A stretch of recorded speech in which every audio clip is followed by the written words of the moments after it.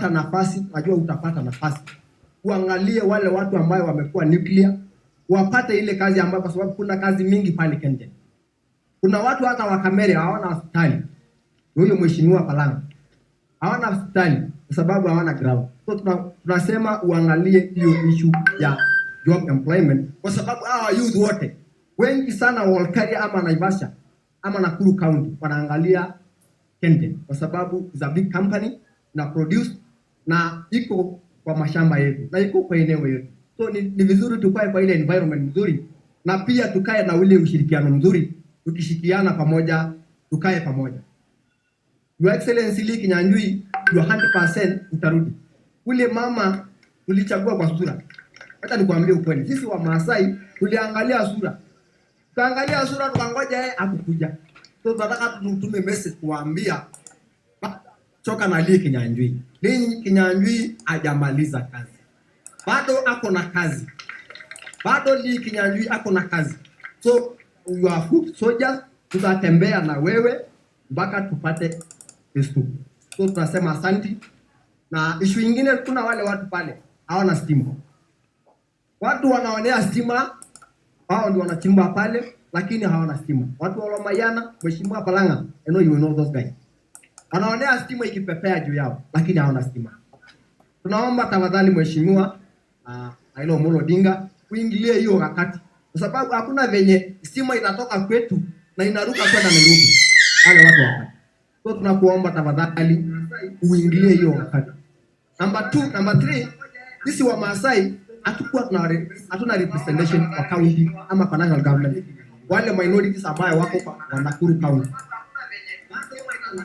So tunaomba tafadhali, tunaomba tupate representation wa Maasai kwa Nakuru County, kwa sababu hatuna. Na tunaomba leo Lee Kinyanjui tukitoka hapa utupe appointment.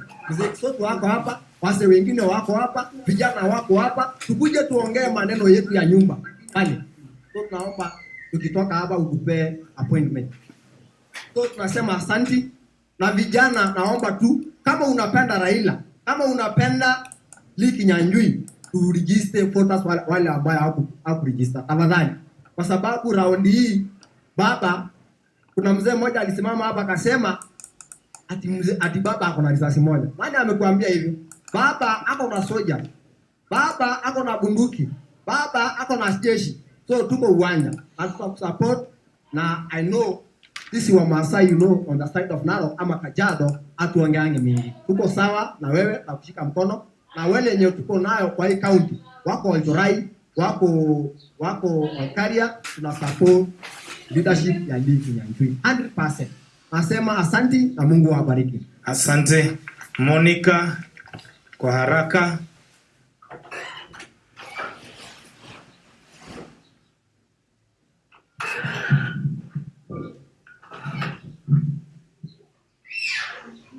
Raila Amolo Odinga, His Excellency Lee Kinyanjui, all protocols observed. Majina ni Monica Mwangi, kijana wa Naivasha na kiongozi wa vijana hapa Naivasha. Langu ni kwa Mheshimiwa Raila Amolo Odinga. We, the youth of this country, we constitute the biggest percent. So to this country, sisi kama vijana, we are an asset. We are not a liability. So out of that, during the decisions that will be tabled on the table, we as youth, we're not making a request. We demand to be on that table as the youth of this country. Our work is not just going to vote. Ama aje vijana. Kazi yetu ni kwenda kupiga kura peke yake. We have to be on the decision-making table. And that one is not a request, it's a demand.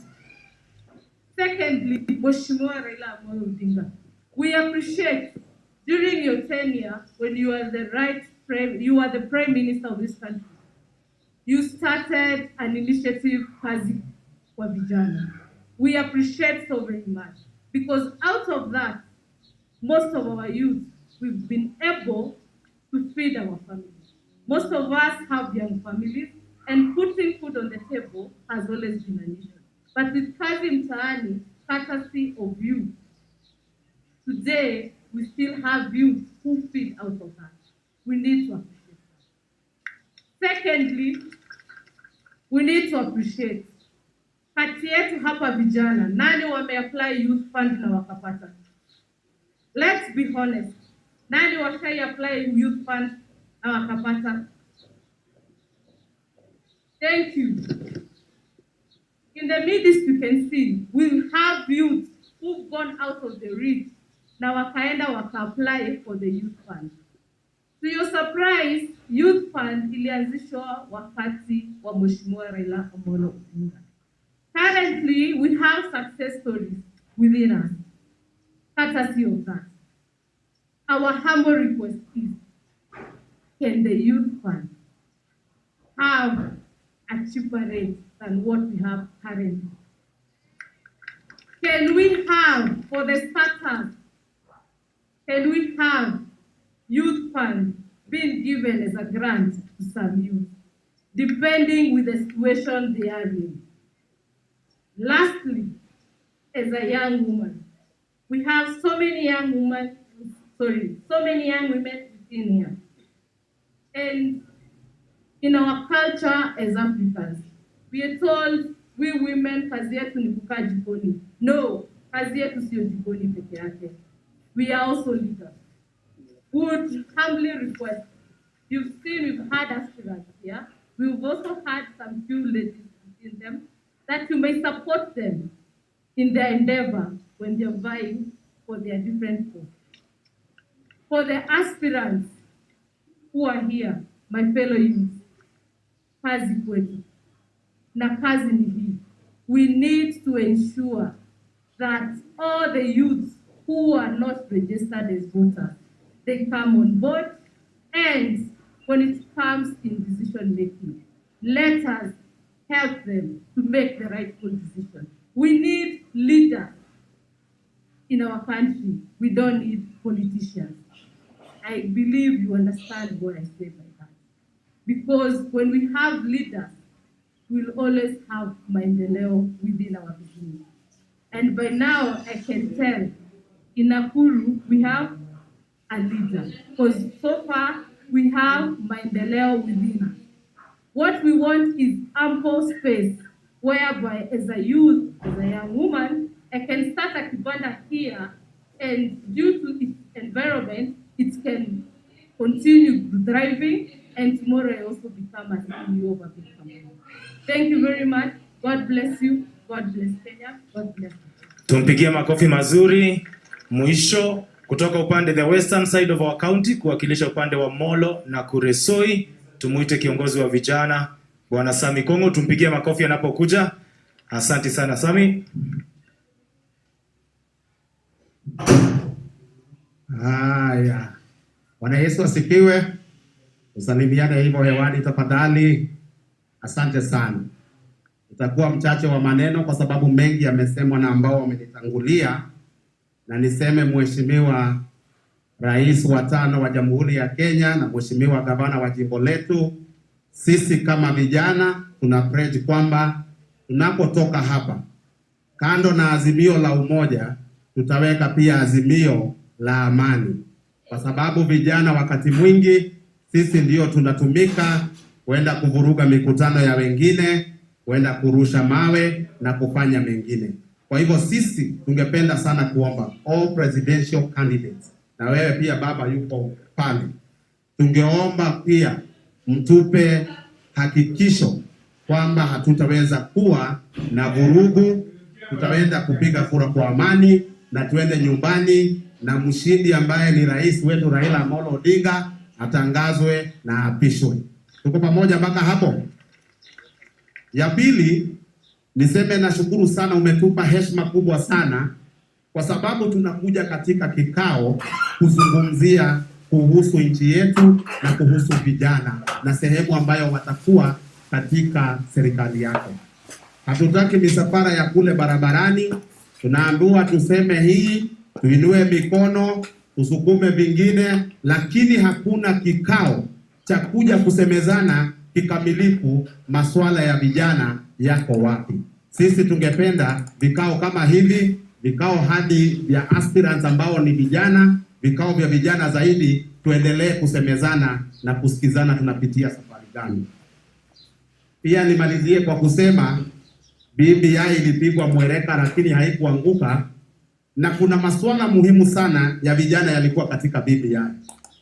Niseme kwamba wale ambao wanafurahia sasa kwamba BBI imepata changamoto ni maadui wa vijana, kwa sababu tulipokuwa tunasema kuhusu tax holiday ilikuwa inasaidia vijana. So ambapo wanapiga makofi na kufurahia, wanatucheka sisi kama vijana. Kwa hivyo baba, tunasema we have all the reasons to support you, ndio uingie kwa hicho kiti na BBI ianze baada ya wewe kuapishwa, tupate faida za vijana. Kwa hivyo hiyo pia ni azimio letu sisi kama vijana. Nimalizie pia niseme corruption ni jambo ambalo pia sisi kama vijana linatuumiza. Ambako natoka tulikuwa na industries za upasuaji wa mbao. Ukija pale baba Elbagon, watu sasa wamekuwa fukara, watu wamekuwa maskini.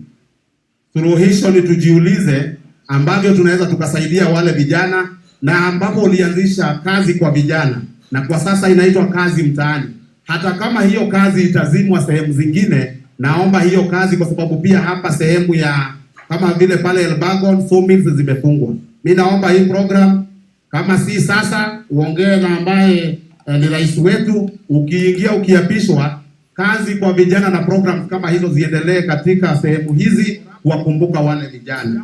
So kwa hivyo tuseme, tunaambiwa na wengine kwamba wataweka pesa mingi pale chini, lakini hiyo mabilioni wanatuambia ukiekelea kwa wheelbarrow haitafika, kwa sababu inaenda polepole, inawapea muda wa kupora, alafu baadaye tunabakia na miradi ambayo imekwama. Hapa katika kaunti hii, Mheshimiwa Rais, tumekuwa na changamoto ya Itare Dam. Ilikuwa itupe maji safi hadi sehemu hii. Utapeli ndio umefanya sasa mradi huo umechukua miaka hiyo yote. So sisi tunataka mtu pia ambaye ataaminika na rasilimali zetu na hata hizo programs ambazo tunasema za kuinua wale watu wa chini. Kwa sababu isipofanyika hivyo, tutaishi hapa kujidanganya. Ya mwisho niseme kwamba hapa Nakuru juzi nimeona maajabu inafanyika hapa baba. Na kwa kawaida mimi najua mtu wa boda akifanikiwa kujenga nyumba anaita chairman wa boda boda kufungua. Ukiwa pastor ukinunua nyumba ama gari unaita bishop akuje kukusaidia kufungua.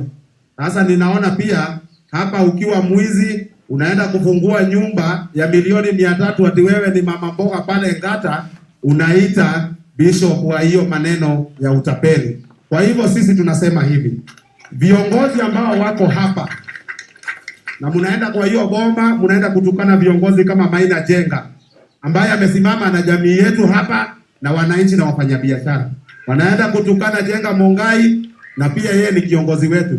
Na sasa pabaya wakaguza gavana wa jimbo la Nakuru.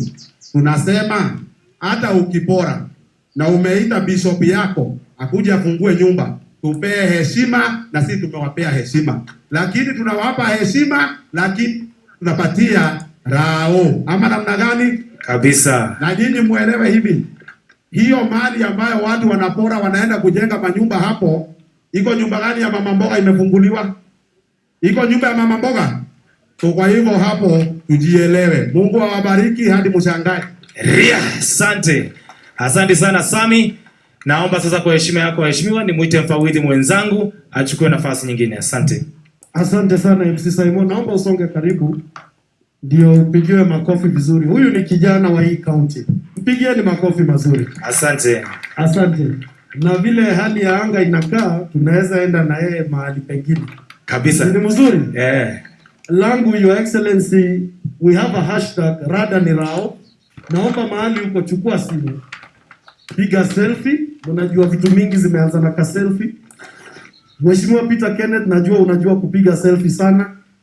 Sifuna najua hiyo maneno. Mheshimiwa Kanini Kega, Junet simu yake inapiga selfie 2 juu yeye ni bazenga. Mheshimiwa Governor, najua unajua selfie. Hashtag weka kwa mtandao ya Twitter, ya Facebook, hashtag ni Rada ni Rao.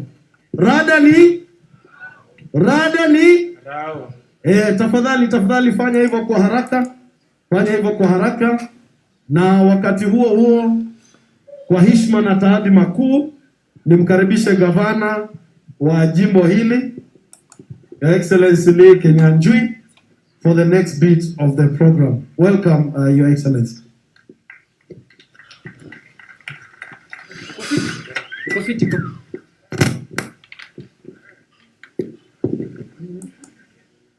Asante sana Bwana MC, and allow me to take this opportunity to invite our chief guest, the former Prime Minister Raila Amolo Odinga, ambaye kwa kwanza ameweza kufika hapa Naivasha kusikia sauti ya vijana. Mumemkaribisha? Mara ya mwisho mumemwona akikuja hapa kusikiza vijana? We have not had leaders coming to listen to the young people. And the story of the young people cannot be told by anyone else. Only they can tell their story. So I want to thank the former Prime Minister, because about 1 month ago, when he came to Nakuru, after meeting the leaders and everybody, he told me that he would want to have a session with the young people in Nakuru. Because we know all of us who are one-time young people, even me, I'm a former youth. I'm a retired youth, correct? But the youth issues keep changing every day. So we cannot say that what was there 10 years ago or 20 years ago is what is there today. So today is not a day for us, as we've had our opportunity, the members of parliament talk in parliament, but it is a day for the young people to articulate their issues. And I am happy that among the things they have done is to articulate here and have done a memorandum. And I will request them, Zuena, together with your 4 team, please present the written memorandum to the former Prime Minister so that he can do it. And this contains all the issues ambazo mumesema hapa.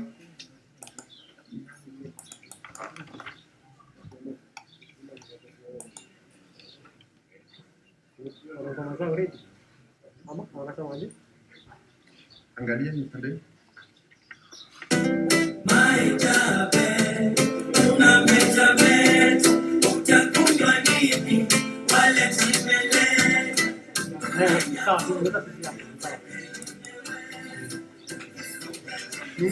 Thank you.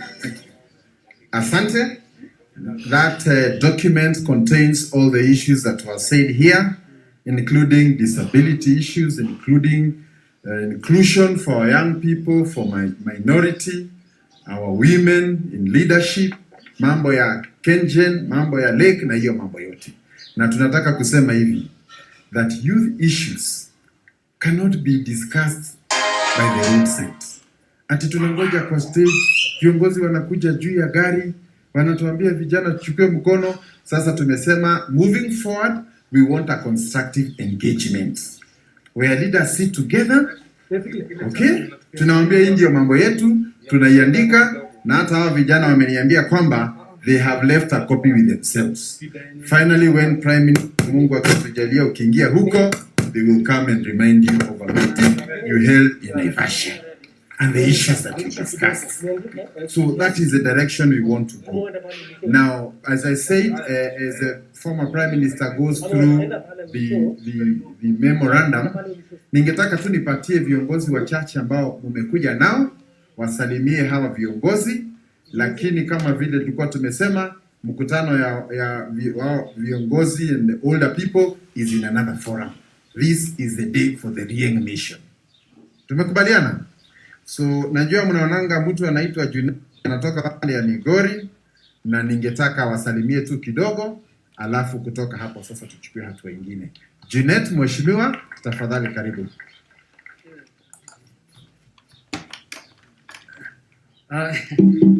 Vijana oye!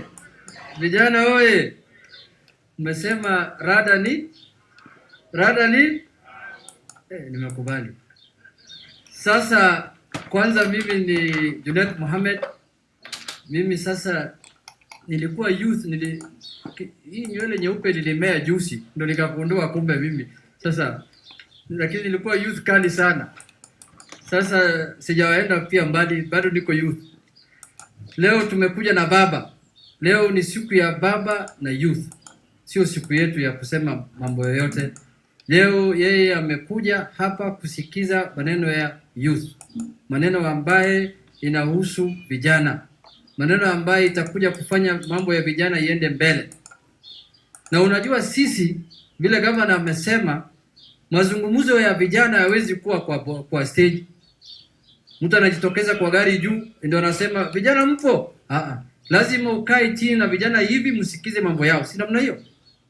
Na mimi najua serikali ya baba ikifika, Mungu akitufikisha, mtu ambaye yako na miaka 60 ama 70 hawezi kuwa minister ya youth. Minister ya youth lazima kuwe vijana ambaye ni mtu youth. Ndio anajua shida ya vijana. Si namna hiyo. Wengine wanaweka hapa mtu ya miaka sijui 50 na kitu ndio anasema mimi ndo nasimamia vitu ya youth. Wewe mwenyewe mzee unasimamia nini?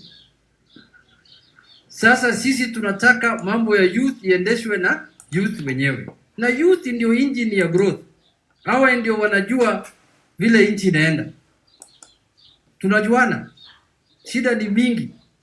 Lakini mimi najua vile baba ameamua kufanya kikao na youth kila pahali. Shida yetu mingi zitakuja kuwa zimeangaliwa kwa njia safi. Mimi naomba tuunge baba mkono. Kwa sababu hakuna mtu hapa amini baba yake. Iko mtu amini baba yake? Iko mtu ambaye amini baba yake au mama yake? Tunataka tuamini baba ili atutatulie shida ambayo tuko naye kama youth. Kwa sababu mambo ya youth ni mambo ambayo watu hawaangazii. Wakati baba aliniita jana akaniambia kuna mkutano na youth nikuje, nilifurahi sana. Kwa sababu viongozi wengi hawafanyi hivyo. Wanatafuta youth wakati ya kutumia youth peke yao. Hawataki kukaa na hawa chini ili wazungumze mambo yao.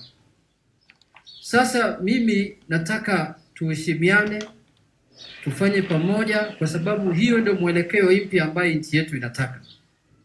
Na wale ambao wanazunguka hapa ndani ya nchi wanaongea mingi. Kama unatafuta suluhisho, you cannot be the solution if you are the problem. Wewe mwenyewe ndio shida na unasema mimi ndio suluhisho. Na wewe ndio shida. Shida ambayo tunataka kutatua ni wewe. Na wewe unasema mimi ndio suluhisho. Sasa hiyo tutaenda wapi hapa Kenya?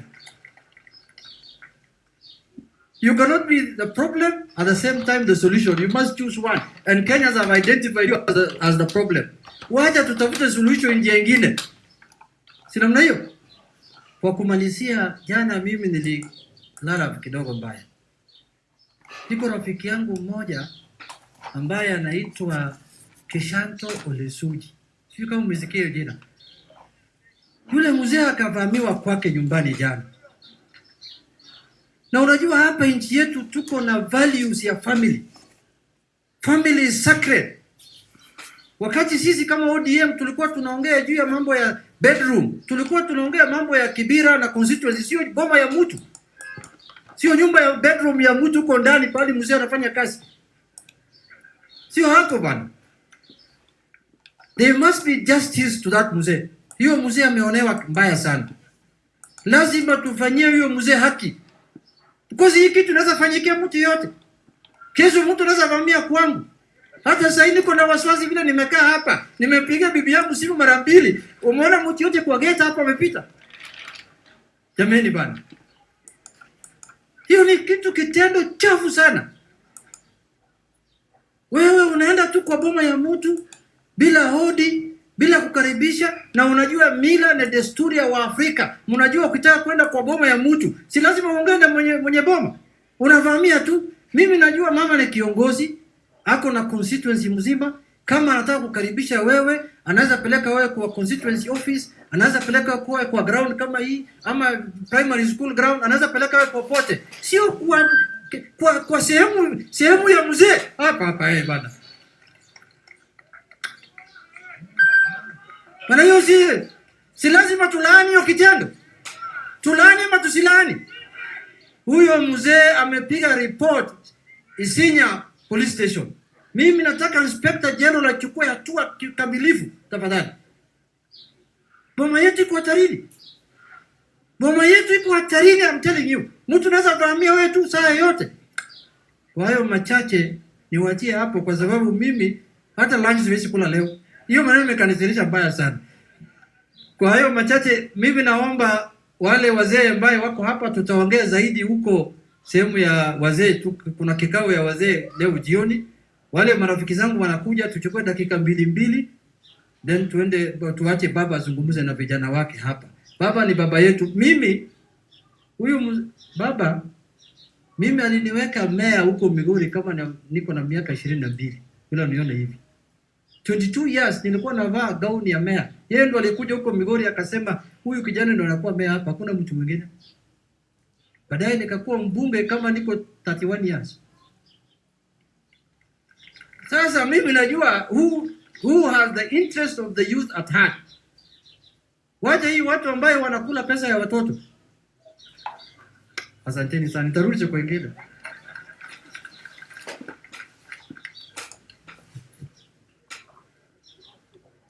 Asante sana Mheshimiwa Junet kwa ujumbe huo, haswa mambo ya youth mentorship.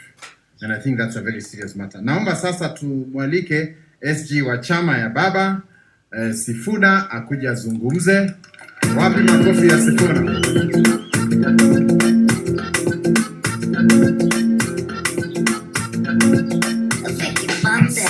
Karibu Kanairo, karibu Kenya.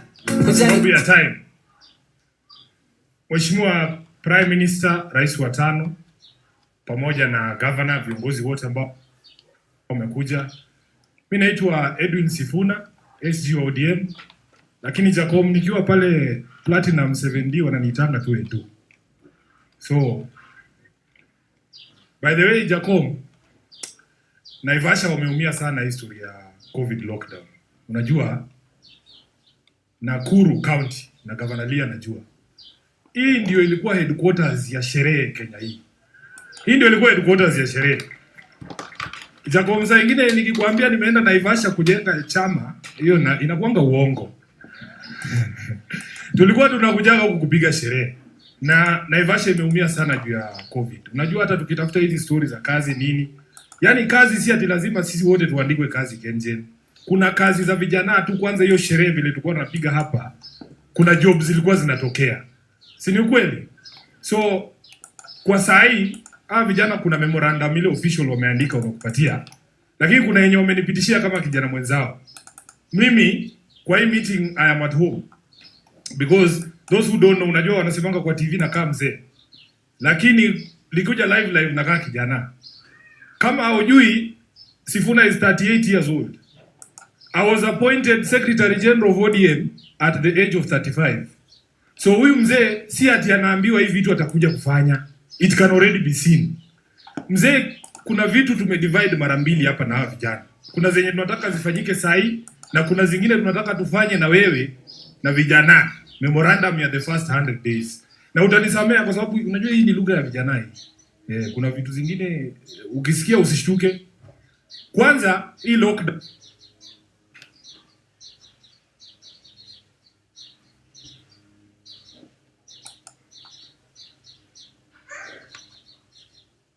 vaccine ya kutosha, wapatie kila mtu vaccine. Vijana hawajakataa vaccine, wapatie watu wote vaccine, alafu sherehe ifunguliwe. Jameni, kuna vijana wengi tumekwama Nairobi, tunapiga stress. Najua nimesikia Junet akisema hapa, hata sisi kuna maboma zetu provincial houses zile, niko na contact people hapa, wanaitwa contact persons. Nyumba zetu zingine za Naivasha zimeumia sana baba kwa sababu ya lockdown. Hawatuoni. So hiyo ukiongea na rais, tuko tayari kuchukua vaccine, watufungulie. These are not people looking for handouts. Wanajua ile kitu wanataka. So wameniambia hii maneno ya kukata maziwa kutoka kwa viongozi ya Timsame kama na kukatia maziwa hawataki. Wamesema wanataka shughuli, si maziwa. Wanataka shughuli. Hiyo ni ya kwanza. Ya pili baba, bei ya maisha imeenda juu sana. Maisha imekuwa ngumu kwa vijana. So wanasema within the first 100 days kuna bei ya vitu wanataka uangushe. Na nataka kusoma hiyo vitu. Kitu ya kwanza baba wamesema bei ya unga. Mumesema mjasema Bei ya unga, vijana wana propose irudi shilingi 50. Watu waweze kuafford unga. Ya pili, bei ya irori. Tunaita irori. Mnajua irori? Jacob, irori ni petroli. Bei ya petroli imekuwa juu sana na watu wanaumia bei ya mafuta. Saa ingine na wachanga ile gari ulinipatia naingia Subaru. Unajua Subaru sasa ndio gari ya vijana. Tunashuka Vashas tunakuja na Subaru. Mazee bei ya irori imekuwa ghali sana. Hata ukituma unajua hata kuendea Mangeus ni ngumu siku hizi. Unamwambia wewe fanya hivi, wewe ingia mat tukutane huko. Juu sasa kumuendea imekuwa ngumu. Ama nduthi. Sasa unaekaje mrembo juu ya nduthi mazee? Anafika nikaa amepigwa na upepo nini? Na inatakiwa anaingia kama ako fresh. So hii bei ya mafuta vijana wamesema within the first 100 days of your administration, because now it is inevitable that Raila Odinga is going to be the 5th president. So tunaunda mkataba ya 100 days. Wanataka bei ya mafuta ishuke ifike shilingi 50. Wameandika hapa. Ya tatu baba, na hii utanisamea kama kuna mabisho hapa. Bei ya TI. Niseme nisiseme? Bei ya TI. Wamesema vijana hapa Jacob, hakuna mzinga inafaa kupita so. Mimi nasoma please. Mimi nasoma. Mzinga isipite so. Jacob wanasema pia wanataka kushika mataska na finje isipite 50 bob taska. So that wapige sherehe. Hii maisha ni fupi baba. Tuko na shida zetu na sisi tunataka kuishi maisha yetu kwa sababu hii maisha ni fupi. Ya mwisho kabisa nikiketi. Tunataka viongozi wajiheshimu. Vile Junet amesema hapa. Tunataka viongozi wajiheshimu. Na lazima muheshimu maboma ya watu wengine. Hiyo ni kitu lazima tukubaliane. Mimi ni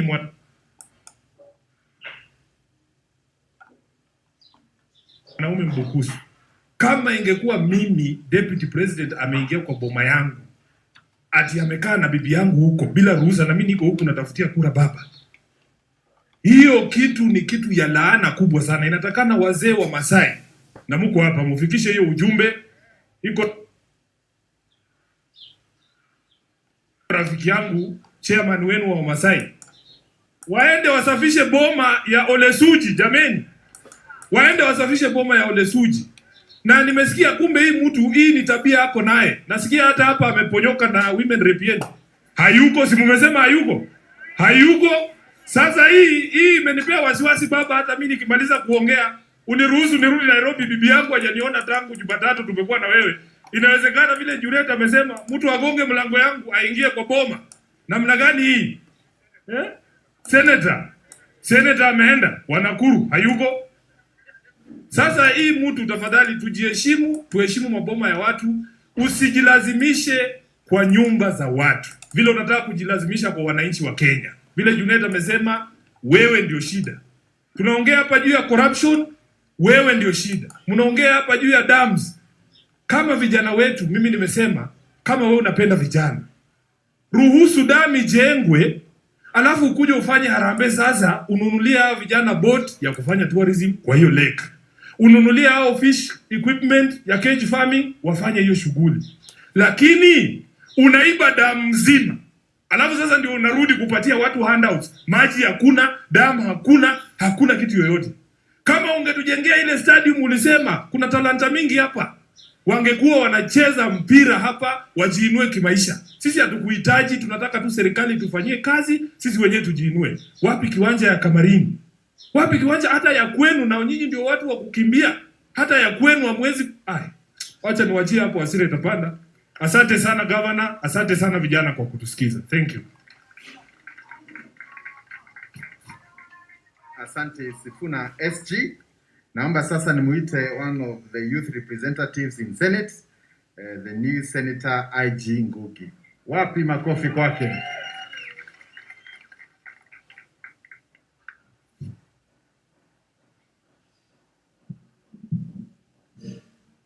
Prime Minister, Baba Raila Amolo Odinga, Peter Kenneth ambaye tumekuja naye siku hii ya leo, gavana wangu Bwana Lee Kinyanjui, na wakazi wa Nakuru, hamjambo. Hamjambo.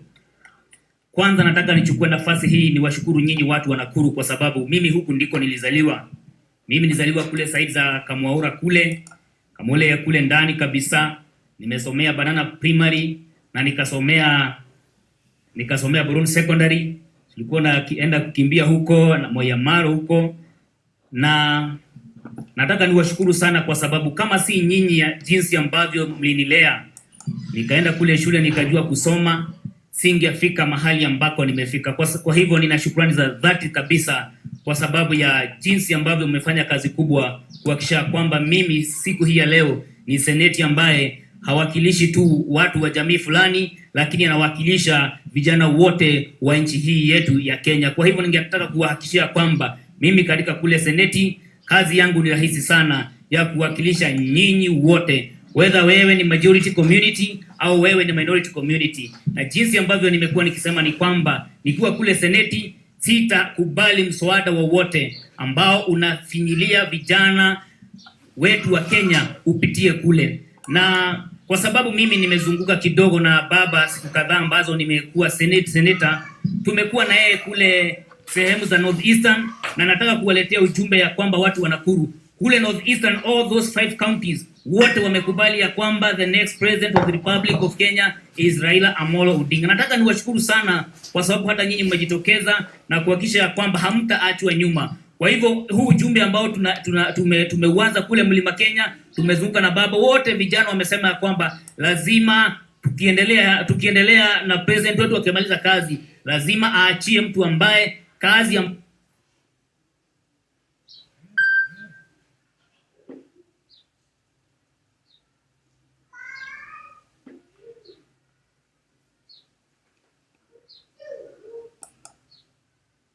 rais ameanzia ataikamilisha. Na nataka niseme hivi, sababu ya siasa, hiyo ndiyo njia ambayo sisi vijana wa Kenya region na vijana wa Kenya nzima tungependa kutembelea. Na Bwana Prime Minister, peace is such an important thing. Wakati Yesu alikuwa anatoka duniani akienda mbinguni, hakupromise wanafunzi wake ya kwamba atawaachia mashamba au nini kingine. Aliwaambia hata kama alikuwa mwana wa Mungu na Jesus and God own the whole of this world, aliwaambia kitu moja, ninawaachia amani. Kwa hivyo Bwana Prime Minister, wewe na ndugu yako Bwana Rais Uhuru Muigai Kenyatta, the greatest gift that you can give the youth and the people of this country is peace. Na tunashukuru sana kwa sababu hiyo njia tunatembea pamoja. Na sisi kama vijana tumeamua ya kwamba 2022 hatutakubali mtu yoyote atumie vijana kwa sababu ya siasa zake, kwa sababu ya mambo yake ya kibinafsi. Kwa hivyo ile njia watu walitaka tutembee 2007, Mungu akatusaidia, hatutatembea tena. Na baba amesema ya kwamba hatakubali Mkenya yoyote katika hii nchi yetu ya Kenya awe displaced kwa sababu ya siasa. Mungu awabariki, tuko pamoja. Makofi kwa senator. Asante. Naomba sasa kumuita Kanini Kega. Hii ni gato Kanini Kega. Kuja mheshimiwa Kanini, usalimie watu wetu. Haya. Vijana Vijana. Lawa. Leo ni leo, msema kesho ni nani? Mimi nimekuja hapa kama kijana, lakini mimi ni kijana wa juzi. Niseme vizuri, mimi ni kijana wa juzi. Na nimekuja ili nihakikishe kwamba azimio la hapa Naivasha, azimio la hapa Nakuru, azimio la hapa la vijana, kwamba tunaenda safari moja, safari ambayo itatamatia baba akiwa Ikulu, akiwa rais wa 5 wa jamhuri hii yetu ya Kenya. Tuendelee ama tusiendelee? Vijana tuko pamoja. Nataka munihakikishie kwamba tuko pamoja, kwa sababu sisi kwa mlima kule, mliona mheshimiwa Prime Minister alifanya ziara ya kule Central. Akaanza kule Nanyuki, akapatia kwangu na Rumoro, akapitia kule Chaka, akaenda Karatina, akaenda Sagana, akaenda Makutano, akaenda Keno, akaenda Wetavie, akaenda Juja, akatamatisha safari yake kule Githurai 45. Na pahali popote tulipokuwa tukisimama, Wasapele walikuwa anasema kwamba azimio lao ni kuhakikisha kwamba baba anaingia Ikuru ndani kabisa. Nataka mnihakikishie kwamba safari hiyo tutaenda pamoja. Tuko pamoja ama hatuko pamoja? Tuko pamoja ama hatuko pamoja? Sisi tunasema kule kwa mlima, baba mwenyewe amesema kwamba ule mlima uko na mabode, milima, uko na simba, iko na nyati pale. Kupanda mlima lazima mtu aonyeshwe vile kupanda kule. Na yeye amepitia mlango wa mbele, akapitia kwa Mheshimiwa Uhuru Muigai Kenyatta, akapitia kwa sisi viongozi, na polepole mzee anakwea mlima. Amefika nusu jameni. Amefika nusu jameni. Mzee tangu aanze kusimama urais, sisi hatukuwa tunamsikiza kwa sababu sisi tulikuwa na candidate wetu. Lakini wakati tulianza kumsikiza, kumbe yako na mazuri mengi ya mlima. Ni propaganda tulikuwa tunawekelea mzee. Ni propaganda tu, ni kama vile mnashindana na mtu. Unasema huyu anakaa size hii, anakaa sura hii, anasema namna hii. Kumbe mzee ako na mambo mazuri haswa mpaka kwa vijana. The next president of the Republic of Kenya in 2022, it will be the question of either a leader ambaye ni huyu ama dealer. Ninyi mkiulizwa mnataka leader ama dealer? We want a leader or a dealer. Kama mnataka kiongozi ambaye atawapa nafasi ya kazi, yule ambaye hatakuwa anawaletea tu malupulupu, ni huyu mzee ako hapa, Raila Amolo Odinga. Mimi kama mtu binafsi sijawahi mchagua. I have never elected, I have never voted for him. Lakini in 2022 kwa majalia ya Mwenyezi Mungu akituweka hai, kura yangu itaenda kwa Raila Amolo Odinga. Jameni, nikitamatisha ama nikimalizia, nataka tu niwaombe. Hata kama tunaongea kutoka asubuhi mpaka usiku, hata kama utaenda kwa mitandao bila kuchukua kura, bila kupata hiyo cheti ya kura, itakuwa ni kazi ya bure. Vijana, mimi na walai na waomba, hakikisheni kwamba mumepata kura ya kupiga kura. Sidio? So tomorrow, today, make sure by the 30th.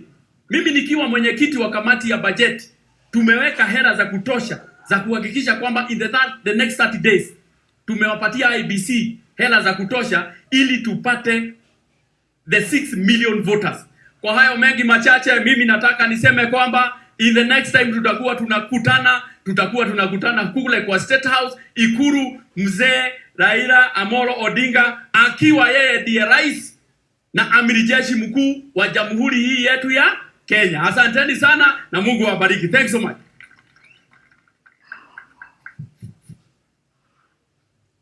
Thank you. Kama vile tulisema hapo awali, mazungumzo ya other leaders will be down there. Lakini sasa mnajua kuna jamaa tulikuwa tukiita PK. Mnamjua? Peter Kenneth. Amekuja leo manake pia ananiambia he's also a former youth, but a youth at heart. Makofi ya PK. Everything you put your hand go up. You never open doors. You said go be a boss. Amen. Amen. Everything. Habari ya vijana. Mko rada? Kabisa. Wasee wamebonga sana. Kwa hivyo mimi sitabonga sana. Manake leo ni siku ye. Mimi nilikuja kuescort Buddha. Nikamleta wapi? Hapa. Lakini ni kwa sababu ninaamini hii nchi walio wengi ni vijana. Na lazima tubonge juu yao. Manake tusipowaset tutaumia uzeeni. Na ukweli ya mambo ni kwamba lazima tufikirie kama ni hapa Naivasha, Nakuru County, what can we do for the young people to build themselves? What opportunities can we create? Opportunities that we had when we were growing, so that they can be replicated. Na mimi waambia Buda wakati mwingi, ni lazima tufikirie juu ya manufacturing, juu ya factories, ili vijana wapate kazi. Hiyo ndio itajenga. Na vile Sifuna alikuwa anasema kama ni sherehe hapa 24 hours. Wewe huku hapa wakati ya saa 4 ungejionea.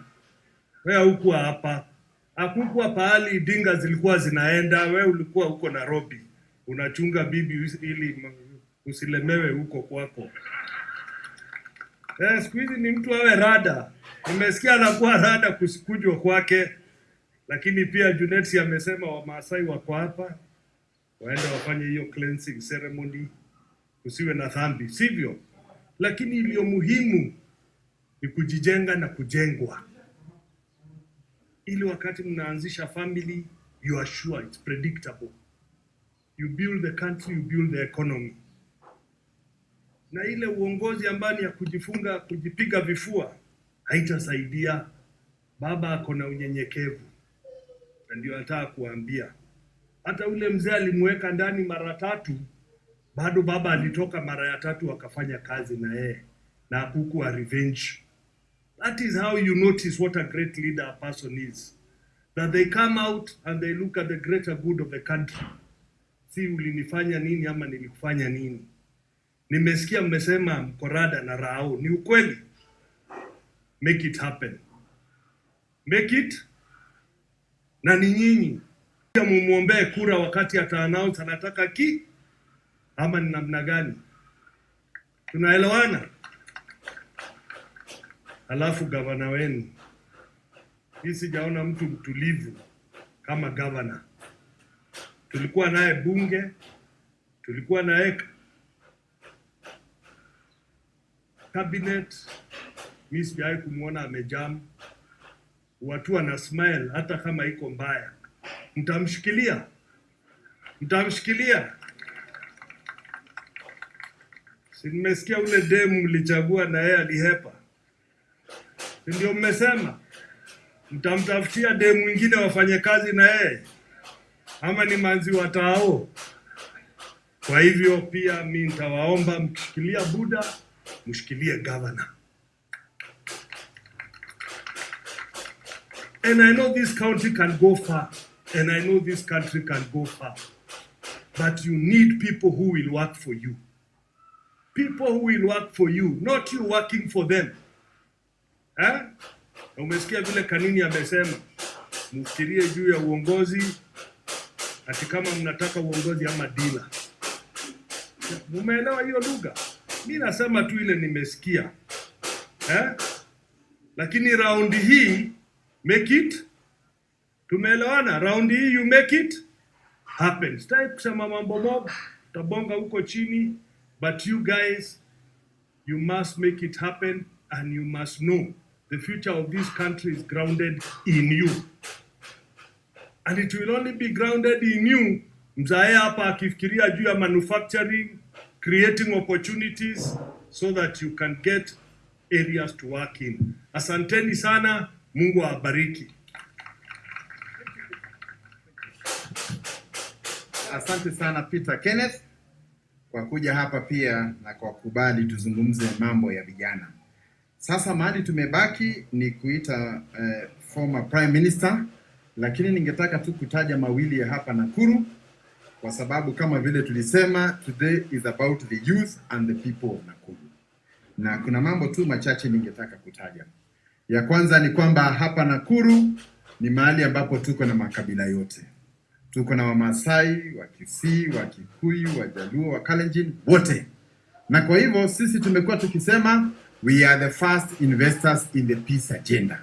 Na tutakuwa katika mstari wa mbele kuhakikisha kwamba vijana mwaka huu watafundishwa, watauliza maswali, lakini tusitumike na viongozi kwa kulete fujo.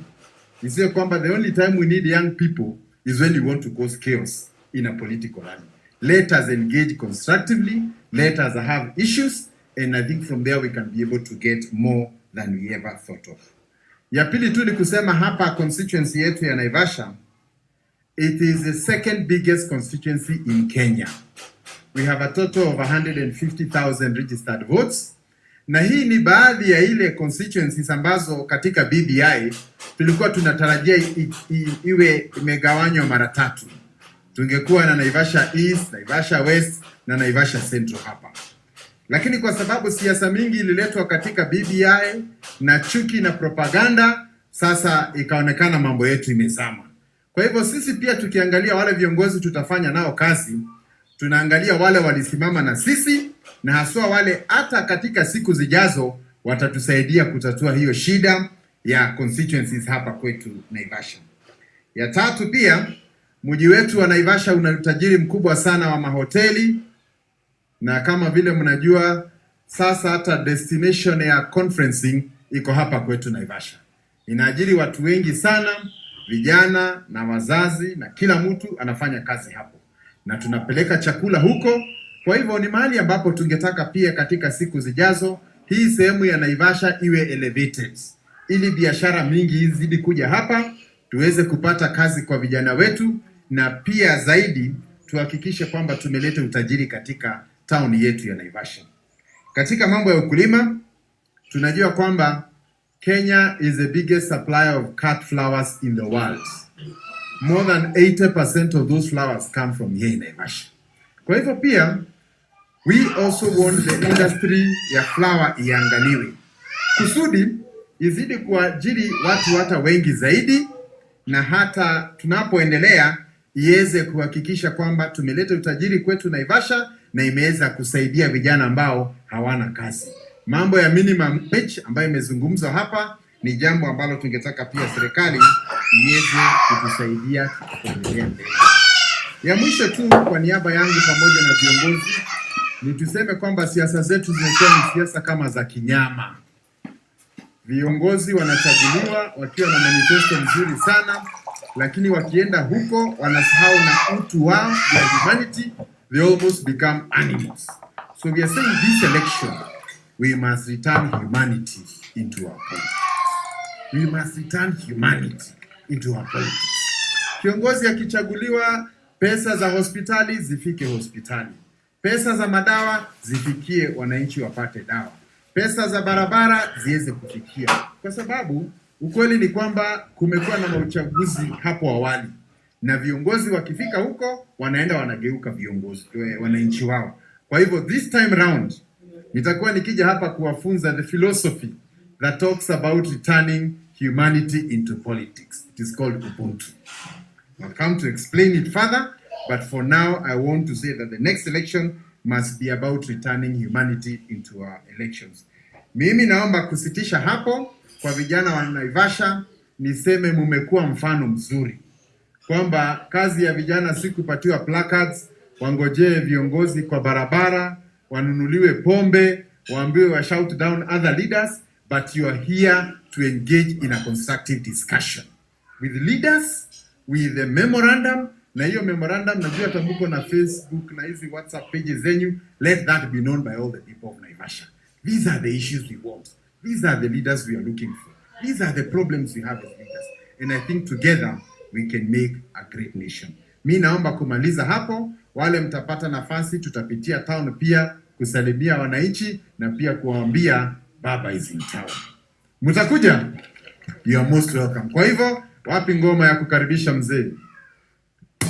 Karibu Kanairo, karibu Kenya. Kujani kushow wakoza wa Kenya. Tuna talanta ya kucheki weather. Iyo jua ni ya mvua. Na ni kali, niko sure.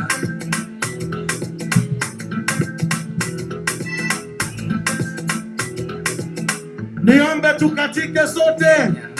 Bati yako mbaya ukichoma picha, utapewa hashtag hapo Twitter, utatrend. Naomba tukatike sote na tupige vigelegele. Nani yeye amelipa, naseme asanti badala ya muuzaji. Karibu Kenya. Haya.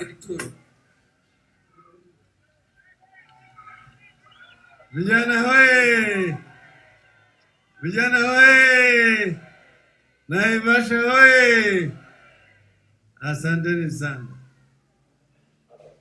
Kuna maneno zingine ambayo ningesema, lakini wale ambao walikuwa hapa mbele wameshasema tayari.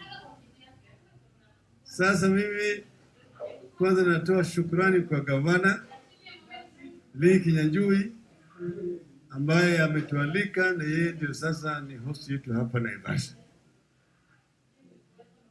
Nimekaa na nimesikia maneno mengi sana ikisemwa na wale ambao wamepata fursa ya kuongea. Mimi nilikuwa na maneno nilikuwa nataka kusema, lakini sana nilikuwa nataka kusikiza. These are called consultations with the youth, so that we get to know what the youth are thinking. Najua tofauti ya uzee na ujana ni kitu kidogo sana, ya kwamba mzee ameshakuwa kijana, lakini vijana hawajakuwa wazee.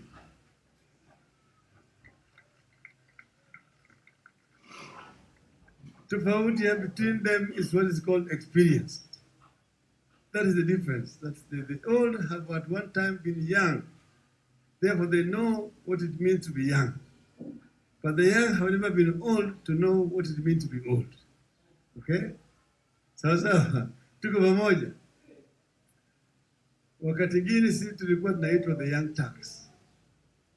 When we were fighting for change and reform, wakati tulikuwa tunashikwa na kuingizwa jela, we were called young Turks. Hapa Naivasha, hiyo jela hapa ya Naivasha hapo chini, nimekaa miaka 3.5. Hapo mimi nilikuwa nakaa kwa compound yangu peke yake. Nyumba kubwa, lakini mimi nikaa kwa ndani yake peke yangu. Sasa hapo asubuhi ukiamka ni baridi sana. Ile baridi inatoka kule Kinango. Sasa unatakana uende kuoga na maji baridi. Hapana. Kuna shamba hapo, nilikuwa naenda pale sasa nachukua jembe na lima. Dakika 30 saa moja, alafu mimi na sweat. Nirudi kuoga hapo. Alafu baadaye sasa napata mimi ile uji na kunywa. Ikifika saa narudishwa kwa sela. Ikifika saa 5 wanaleta ugali na mboga. Alafu saa 9 wanaleta ugali na maharagwe. Saa 9:30 umeshafungwa ndani, sasa unalala mpaka kesho tena. Lakini that is now a subject for another day. Leo nimepata memorandum kutoka Queen. Na nimeangalia hiyo memorandum.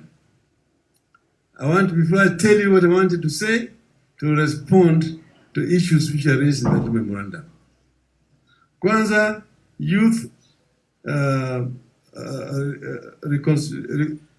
recognition and inclusion in the next government as CS, PS, and CAS. Mimi nataka kuambia nyinyi ya kwamba tunaenda kwa hii pamoja. Tuko nataka tuwe na ushirika, partnership, so that this government is going to be a blend. The youth will have a very big role to play in the government, as well as the others. Because each and every person in our society can make a contribution to our society. And as rightly pointed out, 70% of our population is below the age of 35. That is a major challenge. It can be a blessing or a curse. It can be a blessing if they are empowered and they are challenged and given opportunity to serve. And that's what we want to do. To create the Kenya that our forefathers wanted us to have. To realize the Kenyan dream, which I will tell you about later. Youth in county governments. Yes, the national government and county government will work in tandem. Manake it is one government. national, it is not 48 governments. 31 national government and 47 county government. It is one government, one national and counties. So we will work together.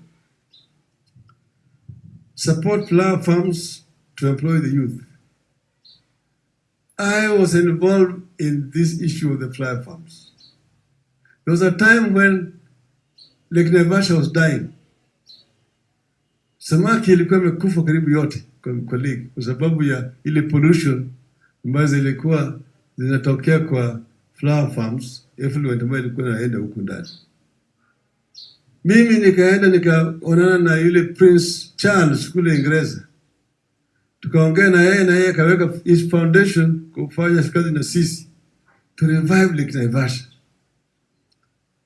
And we came up with a proper program to revive Lake Naivasha that included dealing with effluents. Apart from the flower effluents, the town itself was also discharging effluent, raw sewer into the lake. And that itself was polluting the lake. And that's why the wildlife, the lake was dying. So we came up with a massive program to restore Lake Naivasha through Prince Charles Foundation. When I led a delegation, watu wa local government ya Naivasha hapa walikuja. The representative of the flower farms walikuja. Stakeholders around this lake walikuja. Alafu mawaziri wawili nilienda nao na permanent secretaries. Tukaenda mpaka kwa boma ya Prince Charles na tukaongea na yeye, mimi nikaongea na yeye na baadaye wakanipatia sisi pesa ya kurevive hii lake. Wana vile lake iko sasa because of my efforts.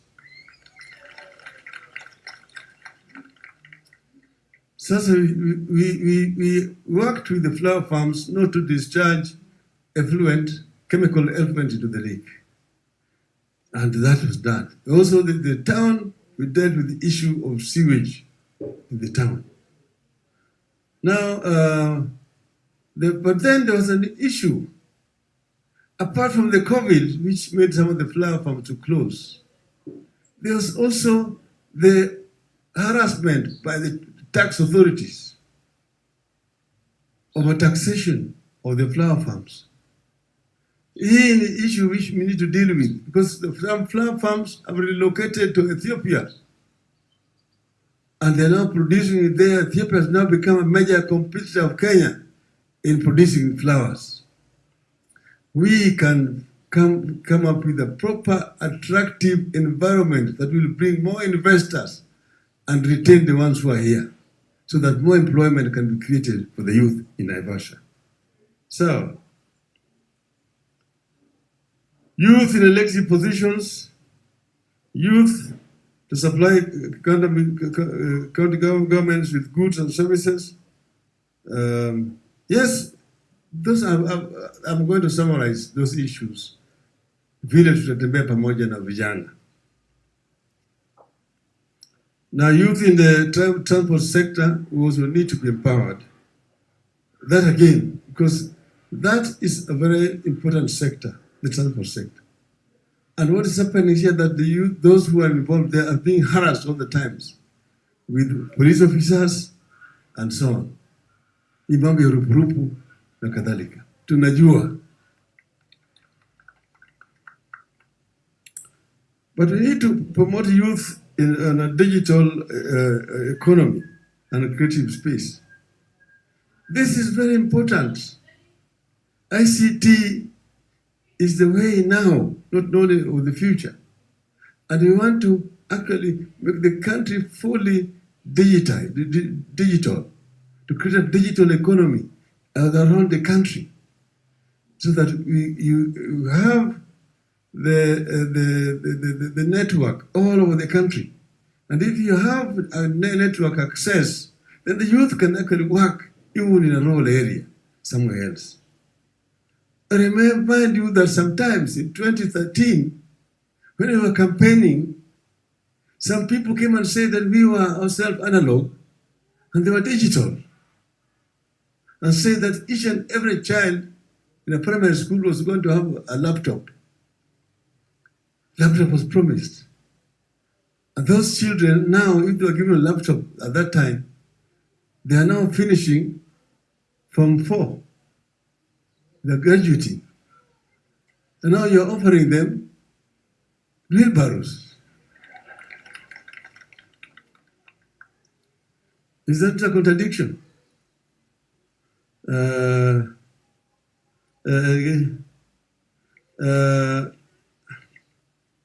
Yes. The issue of the blue economy in the lake. This is something, because that I was involved, and I've already mentioned how I was involved in reviving the lake because of the blue economy. That we have here fish in the lake, which can supply the community around all these areas here. And I agree that, you know, the Coast Guards have also been introduced in Lake Victoria. But the Coast Guards are basically supposed to provide security, not to harass people who are using the lakes.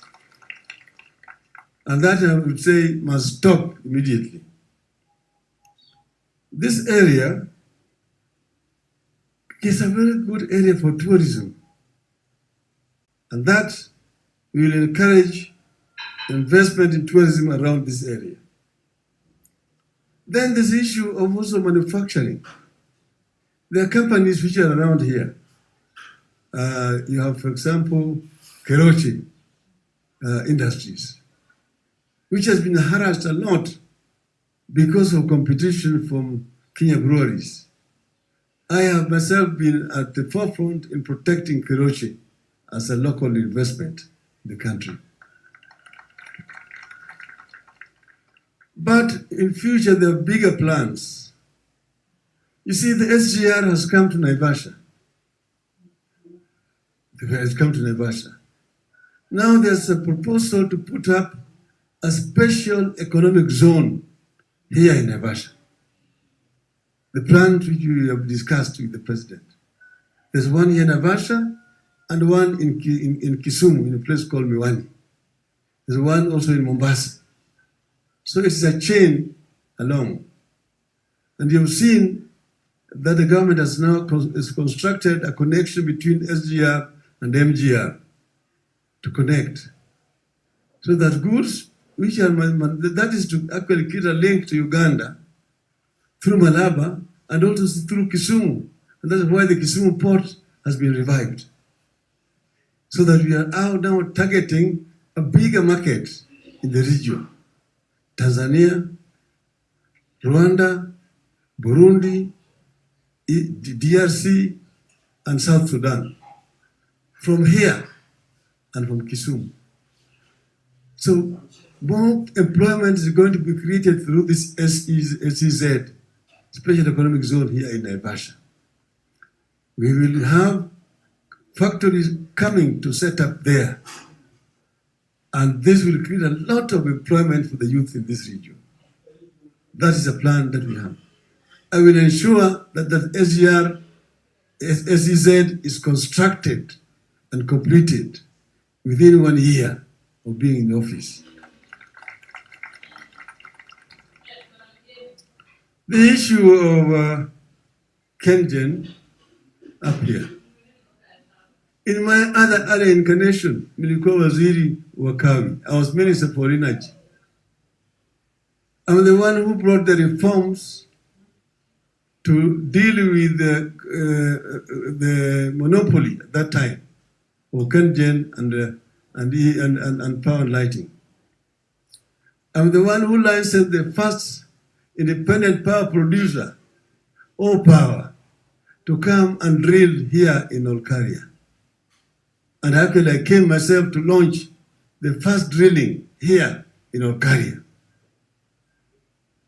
But then what happened is that over the years, through corruption, contracts were signed between the government of the power and lighting and these producers, which has made electricity too expensive.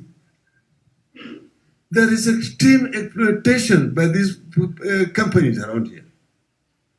Not just here in Olkaria, but several of these private independent power producers are producing electricity and selling it at high cost. Then power lighting itself is adding up more than double the cost. And this is all being passed to the consumer. This is something that we will deal with. I see the government now has said that the power and lighting companies are government projects. I hope they're going to solve this problem. If they don't solve it, I will solve it.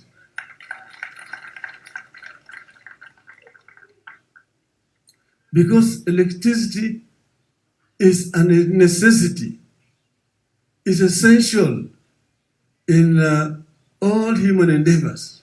You need it for lighting, you need it for production, you need it for heating, and so on.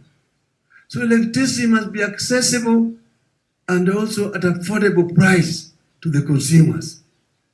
That is very important. And this issue we will deal with. We are dealing with the issues which have been accumulated from over 20 years ago, from the Nyayo era. Some of them, we tried to resolve them during the Grand Coalition government. Some of them emerged again, but we will resolve them all so that our people can be able to access cheap energy, cheap electricity. Sasa kwa hivyo, wacha sasa mimi niseme, yale yalikuwa ni manifesto, yani memorandum yenu, ndio mimi nilijaribu kujibu. Sasa mimi kwa mukhtasari,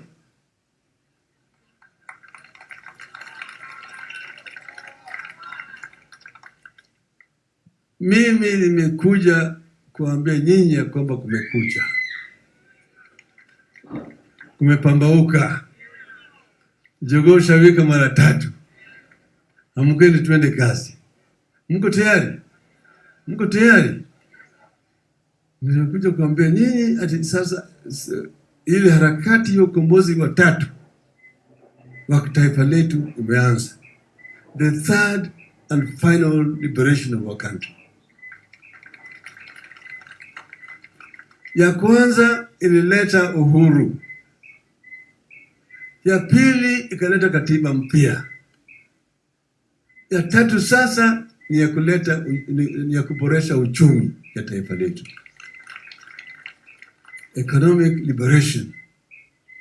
That's why mimi nataka mkumbuke maneno manne. Moja ni utu. Pili ni umoja. 3 ni usawa. 4 ni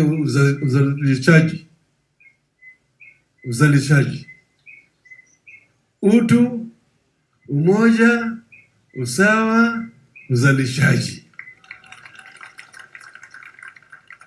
Sawa. Utu ni umoja, tunataka kuleta utu.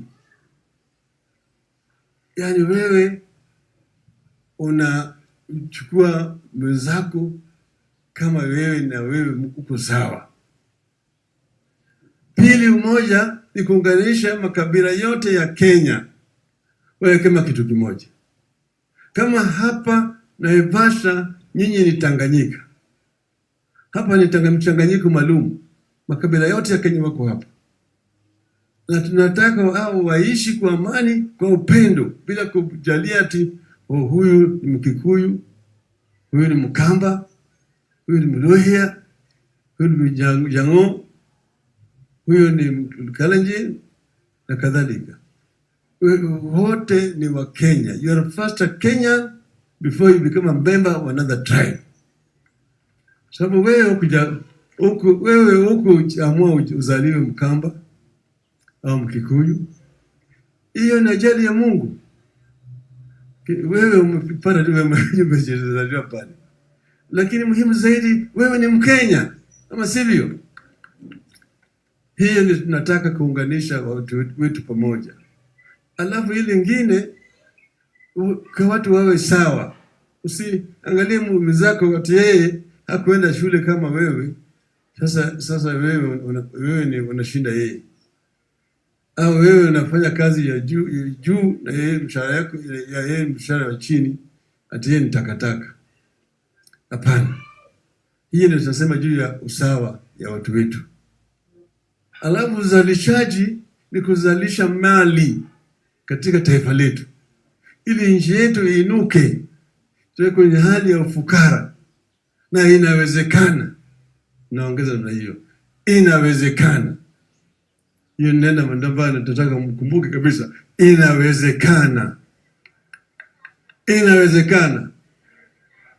Sasa mimi nasema vile mnavyojua, wimbo wetu wa taifa inasema Mungu bariki nchi yetu ya Kenya, haki iwe ngao na mlinzi, na tukae na undugu, amani na uhuru, raha tupate na ustawi. Tulipoanza hapa hii mkutano yetu, silifika hapa, tumefika hapo. Hiyo ndio ndoto ya waanzilishi wa taifa letu. Wale walianza taifa letu walitaka hiyo, taifa ambaye inamcha Mungu. Na hiyo wimbo tayari ni maombi yenyewe, na tulianza hii mkutano na maombi. Pili, imesema haki iwe ngao na mlinzi. Haki itakuwa ngao na mlinzi kama kuna demokrasia katika taifa, demokrasi. Alafu tukae na undugu, amani na uhuru. Undugu ni kupendana, ndio naambia nyinyi hiyo. Undugu ni kupendana, hakuna ubaguzi ya kikabila. Amani na uhuru. Lakini mwisho nasema amani na uhuru. Amani sio tu wakati hakuna vita. Peace is not just absence of war. Maana mtu ambaye ndiye ana njaa hana amani. A hungry man is an angry man. Kwa hivyo, alafu nasema ati raha tupate na ustawi. Nchi hiyo kwa kizungu ati plenty be found within our borders. Hiyo nchi ambaye kuna plenty katika Biblia inaitwa nini? Katika Biblia nchi ambayo iko mali mingi zaidi inaitwa namna gani? Sikanani. Na hiyo iko kwa Biblia, sio Raila amesema. Na hiyo iko katika wimbo wetu wa taifa, plenty be found within our borders. Lakini sasa miaka 50 na kitu, karibu 60 tangu tupate uhuru, hatujaona hiyo raha na ustawi. Wakenya wako na njaa, Wakenya wako na shida zaidi. Tunasema tunataka kuinua Kenya katika hali hii, na inawezekana. Lakini mpaka tubadilishe mwenendo, tutumie mbinu zingine ili tuweze kuinua Kenya katika hali hii. Na inawezekana kutoa Kenya hapa. Nchi zingine bali rika ya Kenya kama Korea sasa wameshinda Kenya.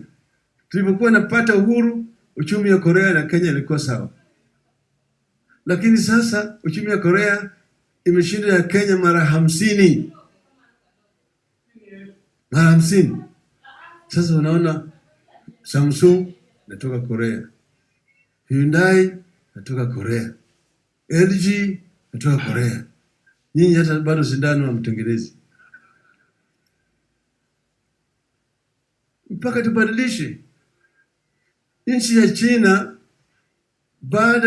ndani ya miaka 30 imetoa watu milioni 300 kutoka hali ya ufukara mpaka wakaleka hali ya utajiri. Ndio sababu tuambie hii inawezekana. Kama Wakenya wanaweza hiyo, tunaweza kuinua watu milioni 20 kutoka hali ya ufukara mpaka hali ya utajiri. Sisi tutahakikisha, mnaona tuleta BBI. Kimalizia. Hapo tulikuwa tumesema tutaweka wizara ya vijana. A Ministry of Youth, not a Department of Youth under the Ministry of Finance. Wizara ya vijana. Na tena tutakuwa na National Youth Commission. ambayo ni Constitutional Commission, kuhakikisha kwamba yale ambayo yamesemwa kwa sera imetimizwa. Kama tunasema ati 30% of all government projects go to the youth. The Youth Commission will ensure that the national government and county government inafanya hivyo. Alafu kulipa deni. Wakati hii kuna vijana wengi ambao wamesupply county government hawajalipwa. National government hawajalipwa. Kwa sababu gani? County government hajapata pesa ya kulipa hawa ni. Tutahakikisha kwamba madeni zote zinalipwa mara moja. And any supply ambayo na supply county government or national government must be paid within 30 days. Inawezekana. Nasema hiyo maana yake mimi nimeweza kuwa waziri wa barabara na ujenzi na nilitoa amri ya makandarasi yote wanalipwa within 30 days ya submit their invoices, walikuwa wanalipwa. Inawezekana. Ili vijana ni. Alafu vile vile tutaweka vile vile ile hazina ile 7 kama hizo miradi zao zimenuka. Sio sawa? Sio sawa? Ili ndio itatoa vijana wakipata elimu wanatoka sasa wanaweza kuanzisha biashara yao wao wenyewe kwa wenyewe. Sources of employment. Kuna public service. Pale mnasema nataka vijana wawe CS, wawe PSS na kadhalika. Hiyo public service inaajiri watu milioni 700,000. 700,000. Na hizo zote hakuna vacancy. Watu wameajiriwa hapa. Ile sisi tunamwaga kwenye soko ya kazi watu milioni 1. Kwa hiyo mpaka tutumie mbinu. Vijana tutapeleka wapi? Na mimi nina hakika tuko na suluhisho. Kama China inaweza kufanya, tunaweza kufanya hapa Kenya. Kwa hivyo hakikisha mimi natoa kwa vijana hapa, kwa serikali mtaingia. Vijana wataingia. Wale wazee ambao miaka yao ya kustaafu imefika wataenda nyumbani. Ili waache nafasi kwa vijana. Sawa? Lakini vile vile tutatafuta njia zingine ya kusaidia vijana ambao wajaingia kwa serikali. Ili kila Kenya ambaye ametoka ako na uwezo ya kufanya kazi, awe mlemavu, awe ni mama, awe ni kijana, watapata kazi vile inatakikana. Kila Mkenya anamata. Kwa hivyo sasa mimi nakuja hapa kwenu sio kutafuta wafuasi, lakini mimi natafuta washirika.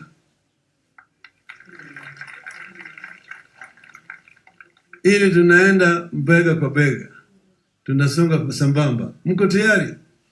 Mko tayari kwa wanajeshi?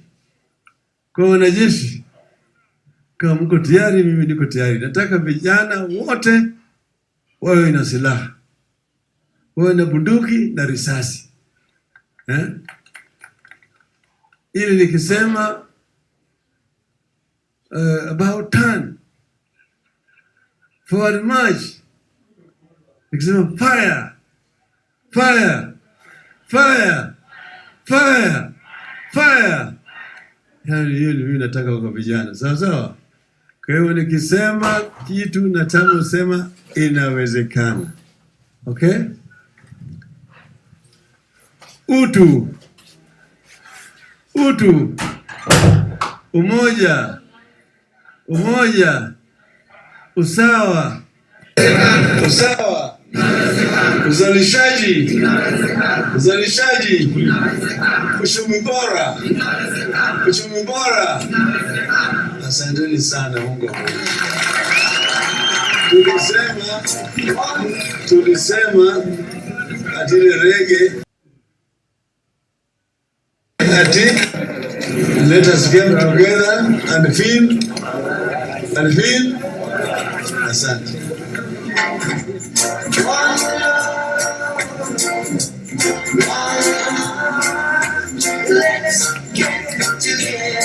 tunacheza pamoja. Tunaimba pamoja.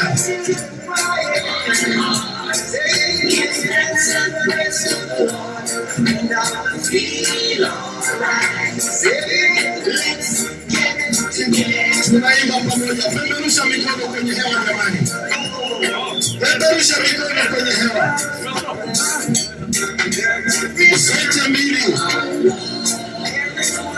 Alafu tunaimba chorus pamoja.